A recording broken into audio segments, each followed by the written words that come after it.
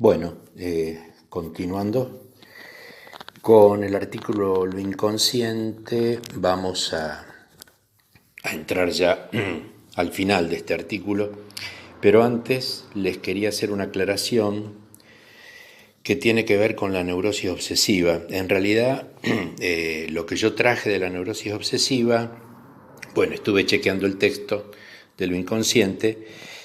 Y lo que ustedes van a encontrar en realidad en el punto 4, tópica y dinámica de la represión, es muy poco sobre neurosis obsesiva. Lo que yo dije más ampliamente también está tomado de Inhibición, Síntoma y Angustia, donde Freud hace más precisiones sobre la neurosis obsesiva.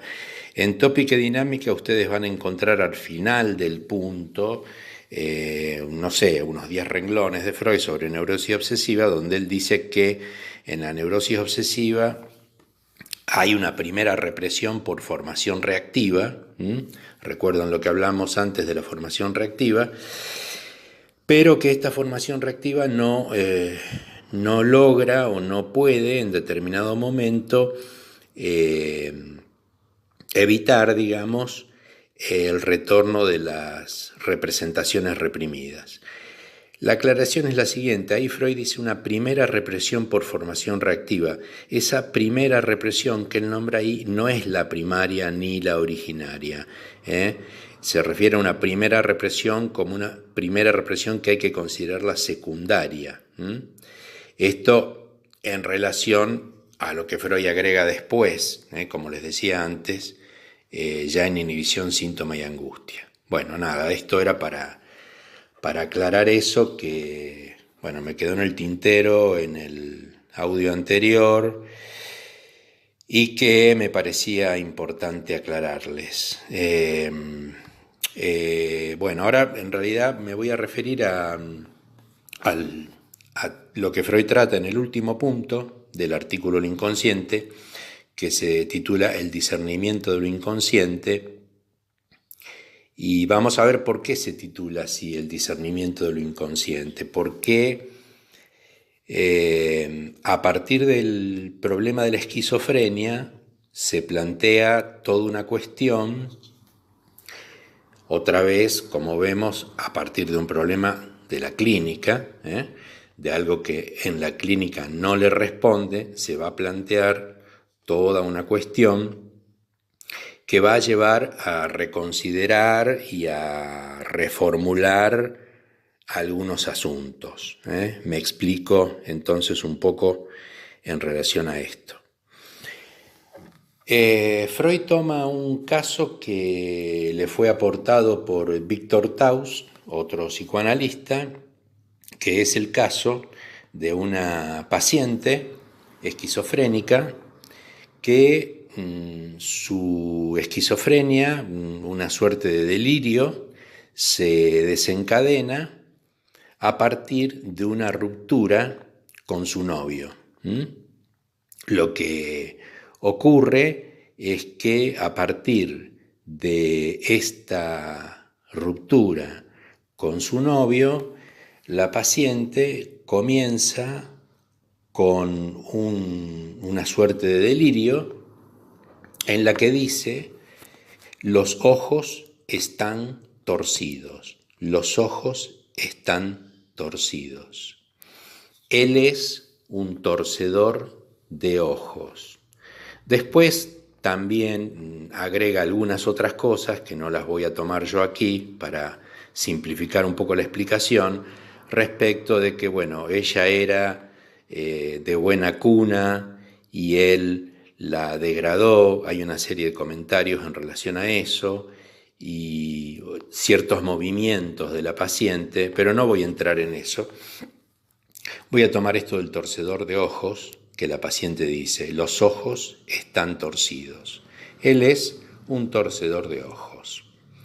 Esto, remarco, se desencadena en la paciente, esta esquizofrenia, a partir de esa ruptura con el novio.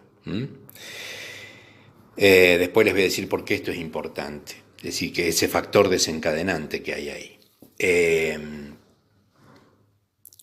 Lo que Freud hace notar es lo siguiente, que en alemán se le dice torcedor de ojos a aquella persona que es embustera, mentirosa, que engaña, que es poco fiable.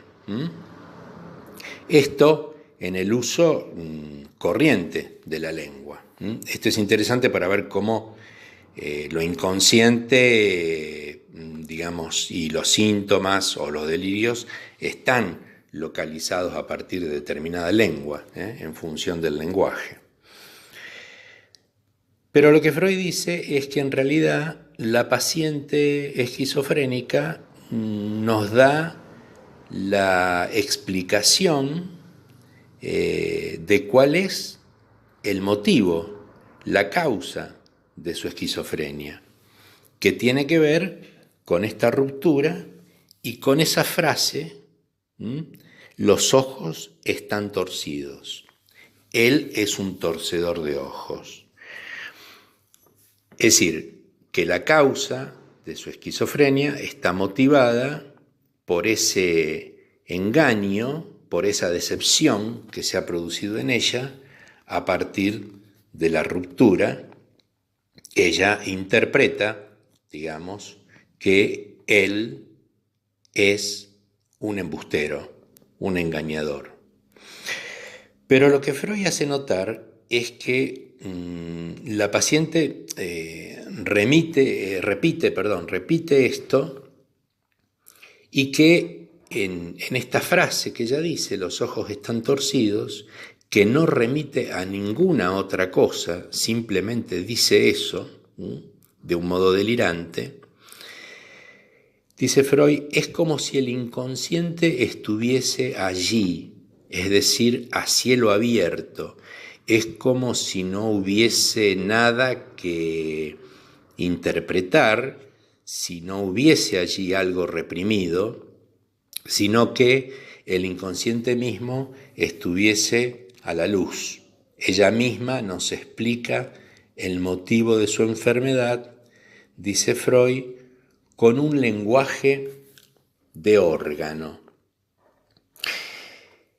Esto, es un poco más complejo, tal vez lo podamos ubicar un poquito más cuando veamos en narcisismo el tema de la hipocondría.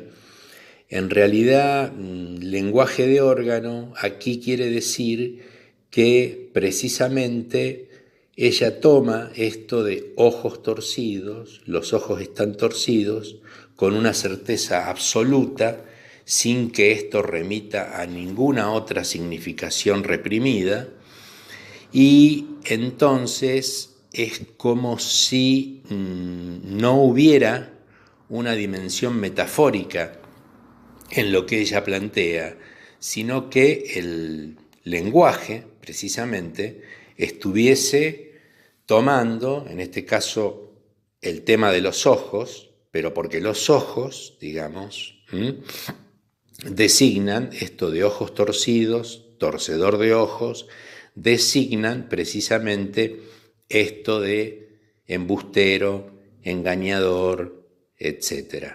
Es decir, que cuando se habla de lenguaje de órgano allí, lo que se está planteando es que hay una falla, digamos, en el lenguaje en un sentido amplio. O sea, que este lenguaje de órgano subroga, de alguna manera, los pensamientos inconscientes. Es como si no hubiera pensamientos inconscientes ni material inconsciente reprimido, oculto, tras lo que la paciente dice, sino que, insisto con esto, Freud dice, la paciente nos dice la causa misma de su enfermedad.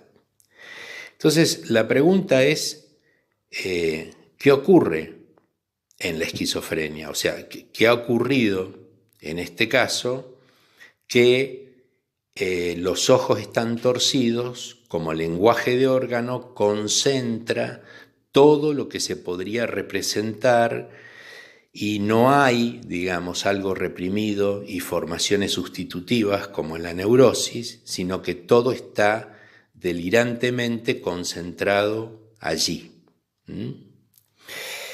Esto es importante, y aquí voy al título de este apartado del artículo, ¿no? El discernimiento de lo inconsciente. O sea, cómo discernimos lo inconsciente a partir de este caso. Esto va a plantear en la comparación con las neurosis de transferencia que justamente allí no hay un inconsciente reprimido.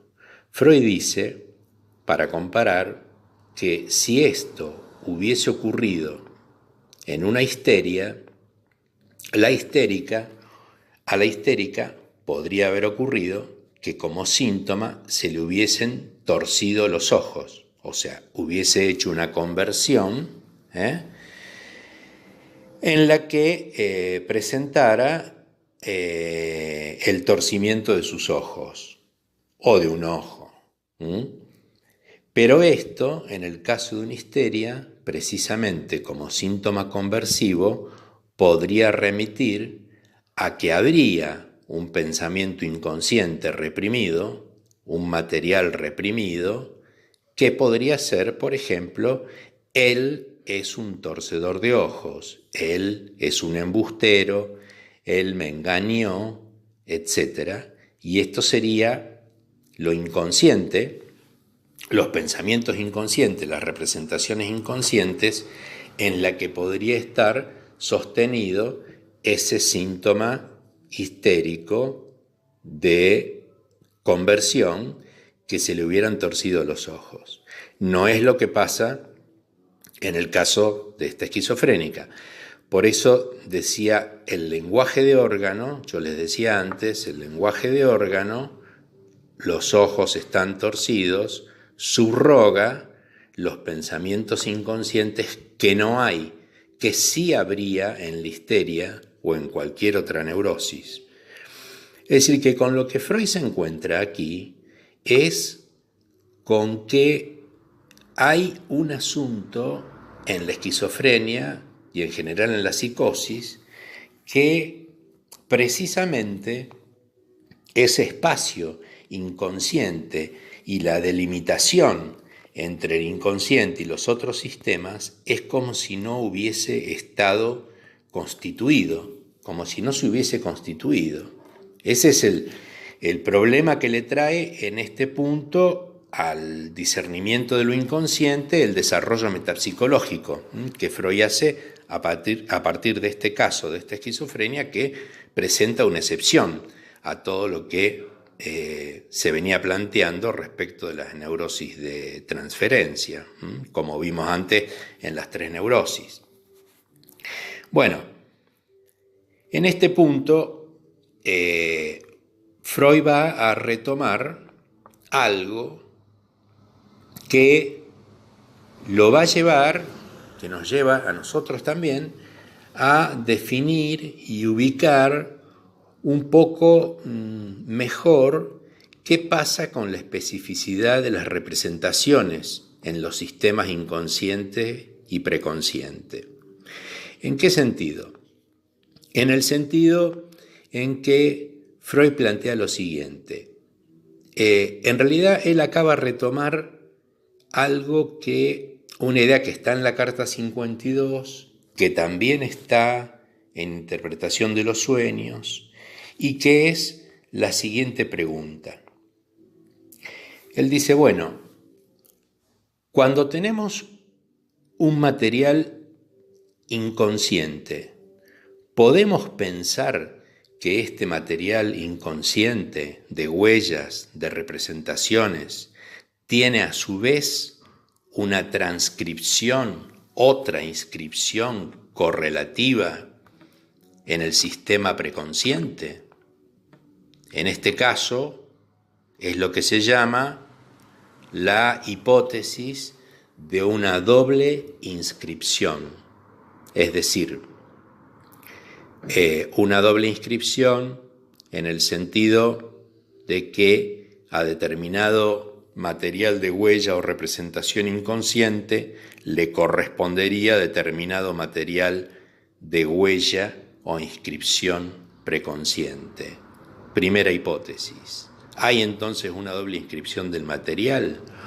O bien, dice Freud, cuando un material inconsciente es interpretado o hecho consciente, se produce un cambio de estado y ese material pasa a lo preconsciente consciente.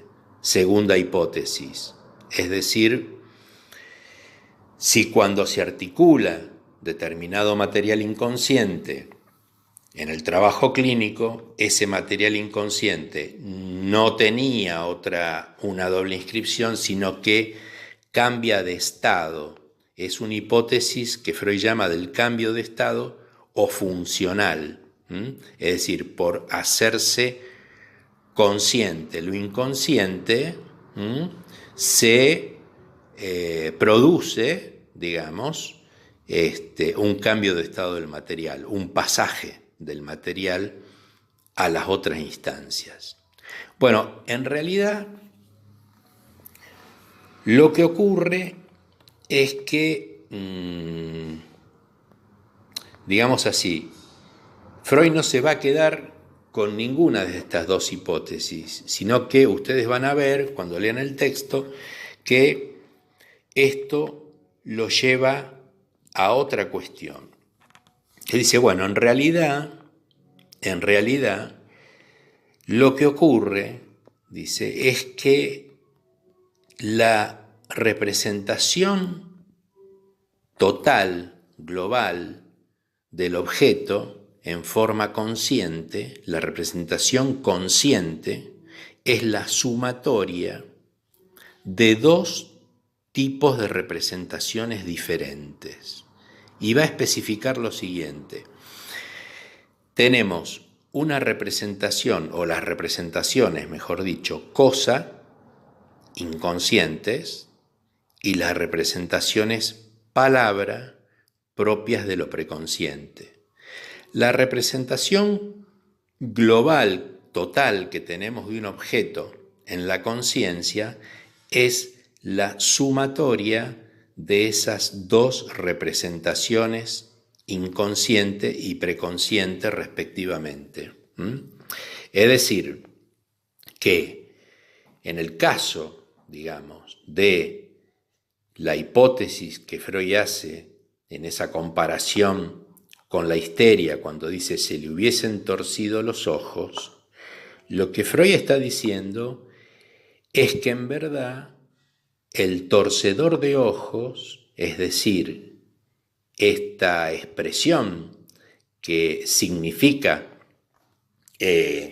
embustero, engañador, etc., hubiera ocurrido lo siguiente, que esta dimensión, esta significación de él me engañó, él es un embustero, en la histeria estaría como representación reprimida, es decir, es un pensamiento en palabras, pero que, digamos, regresivamente hubiera sido procesado como representación cosa, o sea, este material hubiera sido tomado y procesado por lo inconsciente, y ese elemento, esos elementos de el engañador, etcétera, estarían como representaciones reprimidas, y lo que retornaría de lo reprimido como síntoma sería la conversión histérica de que se le tuerzan los ojos,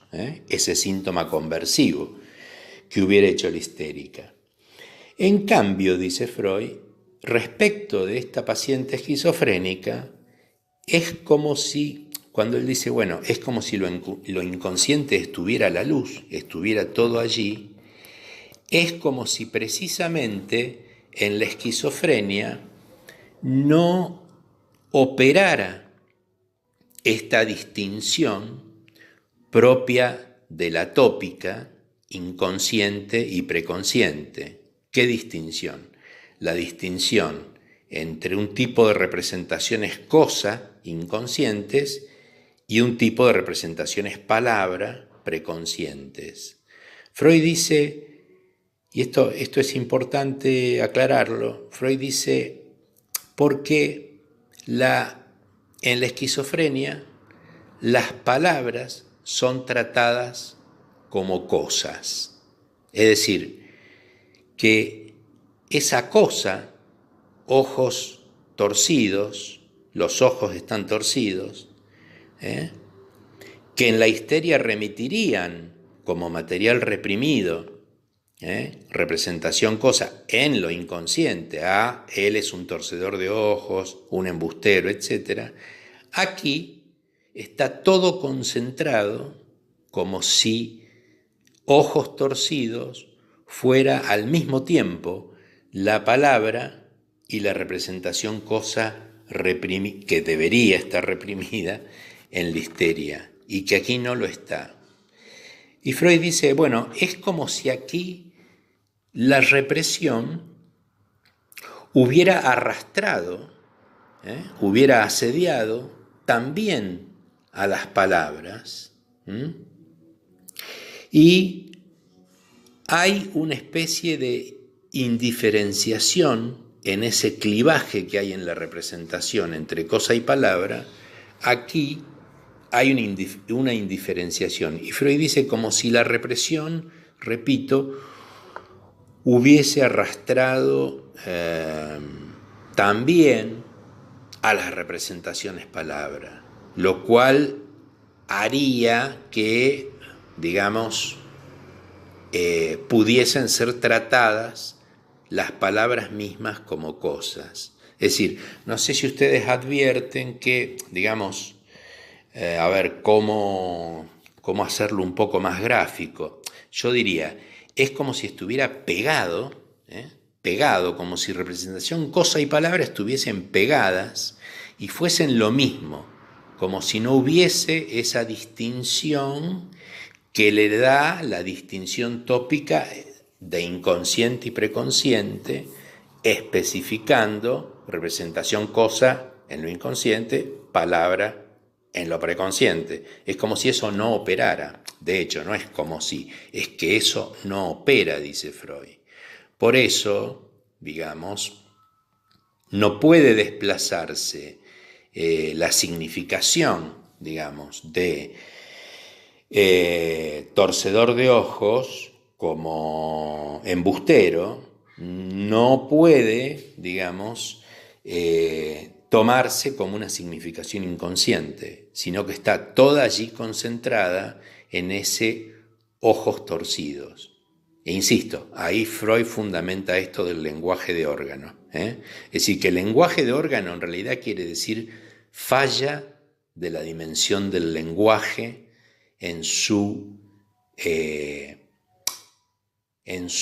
posibilidad de producir metafóricamente un síntoma, que es lo que hubiera hecho, como dice Freud en la comparación, la histeria con el síntoma conversivo de los ojos torcidos.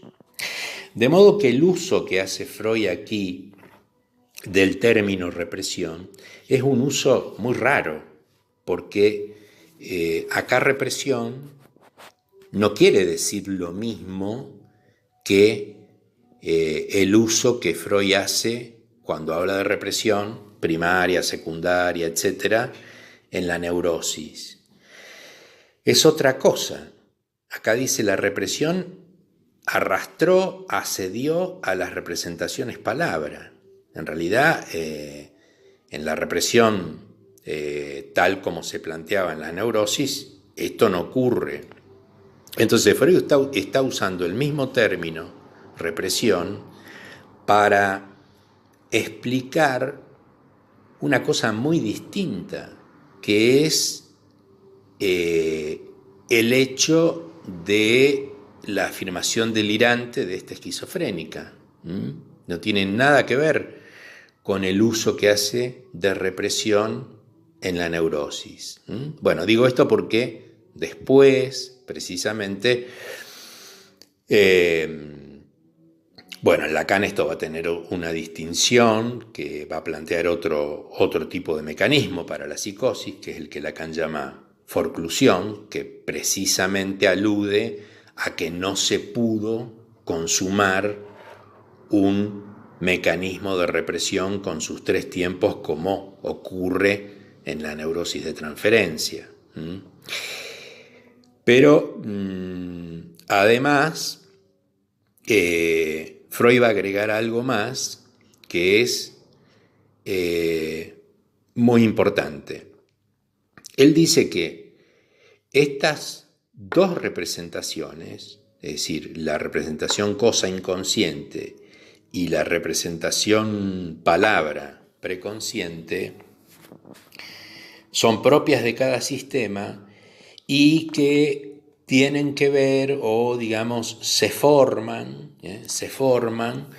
cuando se produce el deshacimiento del objeto, es decir, cuando se tiene que producir un retiro de la libido del objeto.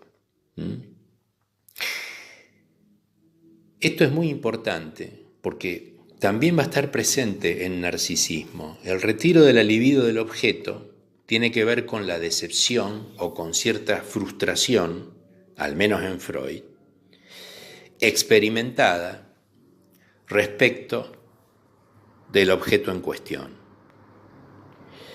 Aquí, Freud dice, bueno, fíjense cuál es la idea, ¿no? Cuando la libido se retira del objeto, nos quedan representaciones. En esas representaciones nosotros podemos reconocer un clivaje entre cosa, representación cosa, y representación palabra. ¿Por qué? Porque, digamos, son distintos modos de representarse el objeto. Y cuando perdemos el objeto, ¿qué quiere decir acá perdemos el objeto? Cuando se ha producido cierta decepción, cierta frustración que en algo nos separa o que en algo nos tenemos que retirar o que hay alguna fisura respecto de la satisfacción con ese objeto. Allí, dice Freud, de ese objeto quedan representaciones, palabra y cosa, en el caso en que estén fundados los sistemas preconsciente, inconsciente, en ese caso. Pero si esos sistemas no están fundados, ¿qué pasa? Y aquí viene el uso raro que hace Freud del término represión, en este caso de la esquizofrenia, ¿no? Cuando dice, bueno, esto que yo decía antes, es como si la represión hubiese asediado también o arrastrado a las representaciones palabra. ¿Qué está diciendo él? Que ante la decepción con el objeto, la pérdida, en algún sentido, una cierta pérdida del objeto, la paciente esta esquizofrénica con este novio torcedor de ojos, allí, en ella, no se ha producido en el retiro del objeto o en el retiro de la investidura libidinal del objeto, no se ha producido este clivaje de una representación palabra y una en un sentido más didáctico, ¿no? De representaciones palabra y representaciones cosa relativas a ese objeto perdido. A esta altura, entonces, ¿qué está designando represión? Está designando aquí en la esquizofrenia, en general creo que en la psicosis, la falla de un clivaje que debe haber en las investiduras que aquí no se ha producido. De un clivaje, cuando digo un clivaje en la investidura, recuerden que en Freud representación es investidura, representación es investidura e investidura es investidura libidinal. Después vamos a hablar un poco más de la libido cuando veamos el tema del narcisismo. Pero es investidura libidinal. Entonces, ante esa pérdida respecto del objeto, en la esquizofrenia no se han producido, no hay este clivaje en el orden de la representación, que sí hay en las neurosis de transferencia. Entonces no hay ese clivaje entre representación palabra y representación cosa en la esquizofrenia. Sí en la histeria de conversión o en cualquier neurosis. Por eso en el ejemplo que Freud pone está el síntoma conversivo que remite a los pensamientos o a las representaciones cosa, en este caso inconscientes, que tendrían que ver con esto de torcedor de ojos igual embustero, igual engañador. Se ve ahí como hay toda una interpretación inconsciente de la significación en la que se está sosteniendo el síntoma conversivo, cosa que en la esquizofrenia, repito, no. Es simplemente ese latiguillo, esa frase. Los ojos están torcidos, los ojos están torcidos, como algo constante que no parece remitir a ninguna otra cuestión inconsciente, en la que estaría sostenido ese síntoma. Por eso es un delirio, es un elemento delirante. No tenemos más datos del caso, no sabemos qué riqueza o cuán florido podría ser ese delirio, pero sí permite, ubicar esto de representación cosa y palabra, que es en verdad con lo que Freud se va a quedar. De ahí en adelante, para situar la especificidad tópica de la representación inconsciente y de la represión preconsciente respectivamente, o sea, cosa y palabra. La especificidad tópica, aunque en realidad vamos a ver que esa especificidad tópica en la dinámica, como siempre, como ya dijimos, en el punto de vista dinámico, es lo que permite la aparición de las formaciones mixtas, de los mestizos, es decir, que a través de lo preconsciente algo de lo inconsciente retorne a la conciencia, pueda retornar desfigurado, etcétera. Y esto es propio justamente del interjuego entre representación, cosa y palabra, como se ve en el caso del síntoma conversivo que Freud pone como ejemplo comparativo de la histeria respecto de esta esquizofrenia. Directamente en el síntoma conversivo de los ojos torcidos, que hubiera hecho ese síntoma conversivo de los ojos torcidos, evidentemente allí mismo estaría retornando algo de él es un torcedor de ojos, o él me torció los ojos, o él es un embustero y me engañó, etcétera, etcétera. Es decir, que ya en la conversión misma tendríamos, como Freud dice, aquello de lo reprimido retornando de alguna manera allí. Y eso es propio, eso lo permite, una relación que va a haber entre la representación cosa y la representación palabra. De modo que, la presencia en la conciencia, de este síntoma conversivo, va a tener que ver con esa articulación entre representación, cosa y palabra, que permite que algo de esa significación inconsciente, reprimida, en el caso de la histeria, retorne. Insisto, todo lo que no ocurre en la esquizofrenia, todo esto que no ocurre en la esquizofrenia. La esquizofrenia está, detenida en ese punto en donde no pudo haber ese clivaje entre representación, cosa y palabra. No se produjo ese clivaje y queda en eso de los ojos están torcidos y nada más. Insisto, esto Freud lo plantea respecto de el deshacimiento del objeto.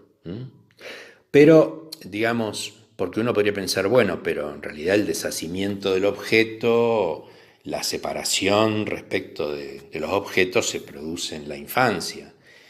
Pero sí, tal cual, pero en realidad acá, digamos, lo que Freud está planteando en este caso es el deshacimiento del objeto, la consecuencia libidinal que tiene eso, en este caso como factor desencadenante, porque él dice que, bueno, que a partir de la ruptura con este novio, en la paciente esquizofrénica se produce esto, así como en la histeria se podría, es un caso hipotético obviamente, haber producido esta otra cosa, esta otra cuestión. Pero digamos, ahí el factor desencadenante justamente pone al descubierto qué estructura previa habría habido en la paciente. Si hubiera sido una neurótica, podría haber pasado esto que pasó, que Freud pone como hipotético, que podría haber pasado en caso de que fuese una histeria. Como no era esa la estructura previa, digamos, de la paciente, se produce esto otro, a partir del deshacimiento del objeto, que no puede hacer un síntoma neurótico y hace más bien una frase delirante. Bueno, esto, cerrando lo inconsciente, espero haber sido claro. En rigor, digamos que representación cosa y representación palabra es algo que Freud va a retomar o retoma, digamos, de su época prepsicoanalítica. Estos dos conceptos están ya presentes en un trabajo de Freud sobre la fascia en su época de neurólogo.